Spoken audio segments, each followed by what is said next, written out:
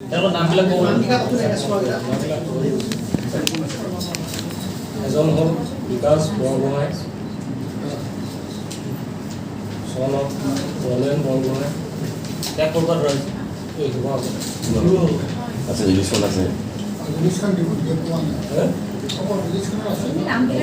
নামকেইটা মোক কৈ কৈছোঁ। বিকাশ বৰগোহাঁই, son of ৰলেন বৰগোহাঁই, গাঁও মঠিয়াচিগা গোহাঁইগাঁও, post office police station Nazira Sivasagar.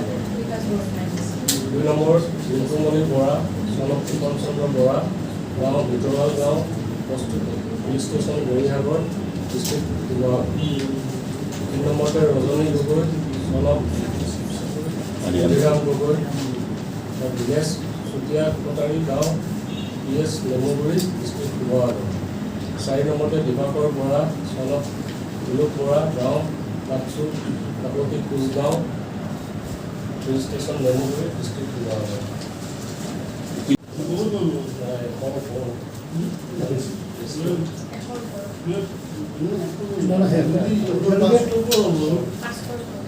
List অহা নাই, কাৰণ ভিক্টিমবিলাকে নিজে বহুত ভিক্টিম আগুৱাই অহা নাই। তেওঁলোকে হয়তো মানে কিছুমান এনেকুৱা থাকে ন যে দিছে গ'ল, পইচা গ'ল আৰু এনেকৈ আগুৱাই অহা নাই বা কেছ হৈছে বুলি কিছুমানে গম পোৱা নাই। হায়েষ্টটো কিমান আছে? 3 লাখ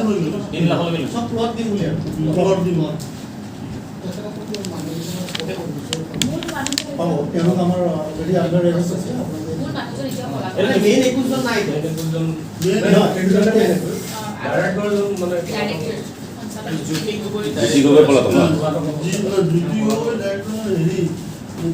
মেনেজিং ডাইৰেক্টৰ কৰি আছোঁ সোনকালে আমি 1 নম্বৰ জ্যোতি গগৈক আমি মেইন একিউজ বুলি নকওঁ, কাৰণ এইটো এটা যৌথ অপৰাধ এটা।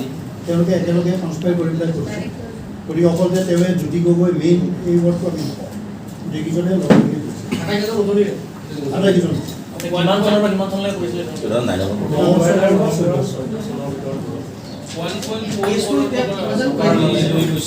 কেছটো আমাৰ এনকুৱাৰী এটা চলিছিল।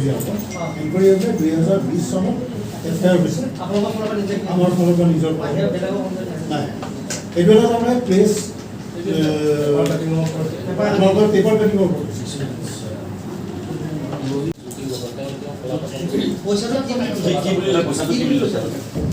তেওঁলোকে প্লট দিম বুলি কয়।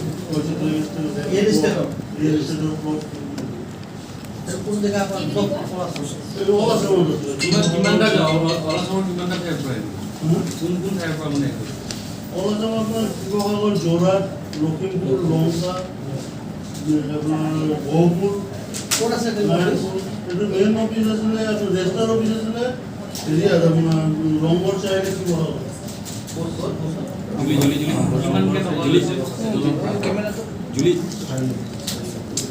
উজনি অসমত তেওঁলোকে মানে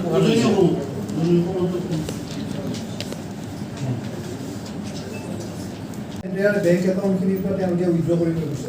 গতিকে আমি এতিয়া মানি ট্ৰেইলটো আমি চাম কেনেকৈ ক'ত গৈছিল, কি হৈছে। কেছটো যে ৰেজিষ্টাৰ হৈছে এইটোতো এডিশ্যনেল SP Bieo কেছটো দিছে আৰু কোনো যাৰ পইচা লৈছে এনেকুৱা কোনো মানুহে কেছ দিছিল নাই, তেওঁলোকে কেছ দিয়া নাই। তেওঁলোকক আমি ষ্টেটমেণ্ট লৈ পেলাই তেওঁলোকক আমি ভিক্টিম হিচাপে লওঁ।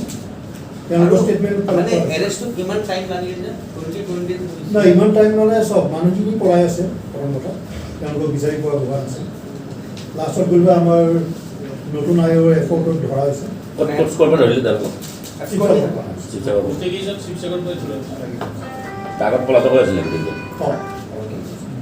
বাকী দুজনটো মেইন এফআইআৰ নেম একিউজ পলাতকে হৈ আছে আৰু তদন্ত চলি আছে। ইয়াতে আৰু একিউজ থকাৰ সম্ভাৱনা আছে। যোৱা মাহৰ 14 তাৰিখে বিআইত SP হিচাপে যোগদান কৰিছোঁ। মোৰ নাম শ্ৰী কিশোৰ সন্দিকৈ। ইয়াৰ আগতে মই আয়োজনৰ হিচাপে আছিলোঁ। আজিৰ প্ৰেছ মিটটোৰ উদ্দেশ্যটো হ'ল আমাৰ Bieo কেছ নম্বৰ 19/2020 4জন আসামী যোৱাকালি এৰেষ্ট কৰা হৈছে। এই কেছটো এফআইআৰ দিয়া হৈছিল 3/11/2020। কেছটো কমপ্লেইনেণ্ট আছিলে পৌৰবী মজুমদাৰ, সেই সময়ৰ এডিশ্যনেল এছপি বিআইঅ'। এই কেছটো লোৱা হৈছিলে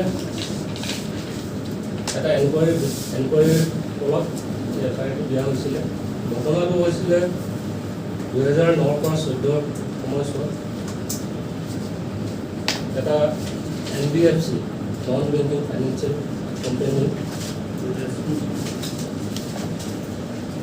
কোম্পানীটোৰ নাম আছিলে response real estate and construction private limited. Real estate response real estate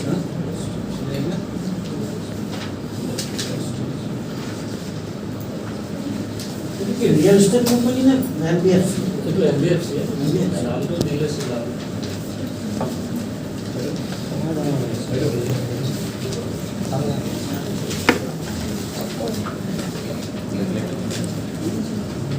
address code আছে না?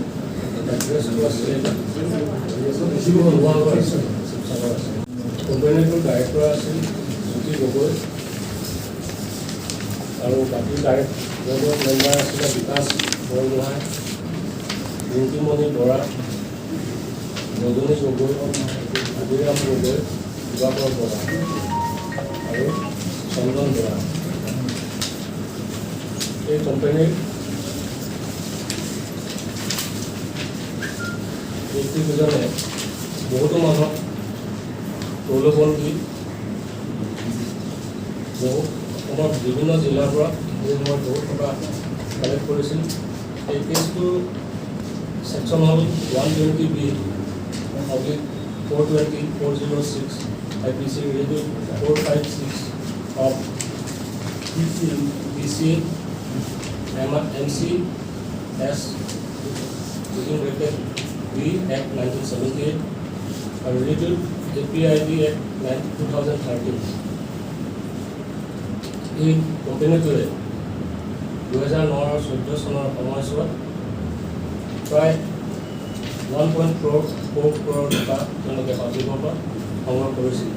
আৰু এই কোম্পানীটোৰ আমি তদন্তৰ সময়ত দেখিলোঁ যে RBI আৰু চেবিৰ পৰা কোনো তেওঁলোকে অথৰাইজ নহয়। তেওঁলোকক RBI আৰু চেবিয়ে পাব্লিকৰ পৰা টকা কালেক্ট কৰাৰ কোনো অনুমতি দিয়া নাছিল। তদন্তৰ সময়ছোৱাত আমাৰ আয়োগ উৎপল আচাৰ্যে এই 4জন আসামীক কৰায়ত্ব কৰি যোৱাকালি এৰেষ্ট কৰে আৰু আজি ন্যায়িক জিম্মালৈ প্ৰেৰণ কৰা হ'ব।